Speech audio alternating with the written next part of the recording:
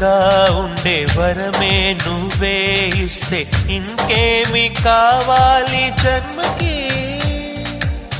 మచ్చలేని చంద్రుడిని మాట రాక చూస్తున్నా, వరస కాని బంధుని చొరవ చేసి అంటున్నా, ఇంకెప్పుడు ఒంటరినని అనరాదని, నీకు సొంతం అంటే నేనేనని. కొమ్మ కొమ్మ విన్నావమ్మ కోయిల వస్తుంది, వస్తూ వస్తూ తనతో వెన్నెల వెలుగులు తెస్తుంది.